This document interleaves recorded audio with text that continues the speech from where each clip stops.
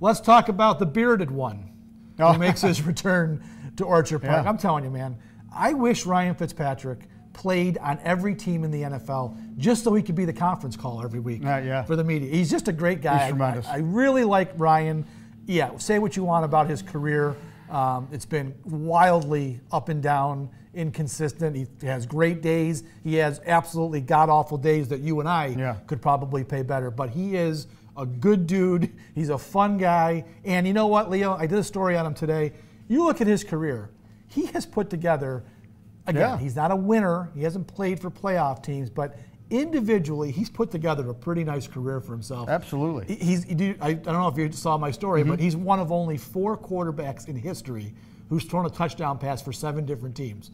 I mean, that speaks to the vagabond nature, and he can't stay on one team. But it's also pretty impressive that he's found a way to play for 7 different teams and be a contributor. I just think he's a good, great story and a really good guy. Well, I think the Bills had him at a time when they could have easily made the playoffs had Chan Gailey knew anything about defense and building something there. He played on 2 of the worst defenses in Bills history, allowed the most points. Yep. The three years were among the worst, the teams. But the guy threw 80 touchdown passes for the Bills. 64 picks, though. Yeah, I know. The flip side is the picks. I don't mind that, but that kind of shows you, Tyrod Taylor will never throw that many picks. Tyrod Taylor can't, and he'll never top 300 yards passing either. Yeah. But Fitz is a player. Hey, we all know that he had the Jets on the cusp of the playoffs as well and came in here and lost. Until he was Fitz. Until it was Fitz. And threw 3 picks. It was a Fitz day. But, yeah, and I don't. Jameis Winston with the shoulder issue. I know that's going to go right up to game time. I really believe we're not going to. I'll tell you what, honestly, and Leo, they're playing it right. Sure they are. Making them guess. People were going to think the Bills now yesterday. A lot of the players were saying they're doing more prep for they're Winston. getting ready for both of them. I'll tell you, people will think I'm crazy. I think I'd rather face Jameis Winston this week. Jameis Winston is going to be dinged. He's got a shoulder injury to his throwing shoulder.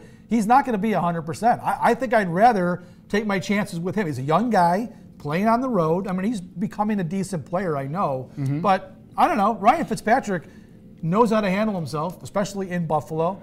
You saw what he did last week in the Arizona game. I don't know. I mean, I'm not sure I would be. I would want to see Fitzpatrick. I'm with you on this. Winston, who I think is a fine player, but you're right. If he's not 100%. They have to give him a shot. If it was his left shoulder, okay, but it's his throwing shoulder. Yeah, I mean, and they're gonna hit him. They will. They're going to hit him, and they're going to land on him, and it's going to be. So why would you even risk the rest of their year? It's still early enough where they could sit this guy for a week. I think they've got 2 division games coming up after the Bills. So I'm not sure why would you play them against the Bills. This is an out-of-conference game. It really doesn't make any sense for. I mean, I know they want to. They need to win and get back on track. They're 2-3. They need to win. You don't want to just throw a game away, but. I would think it'd be very risky to play him if he's not 100% fully all go.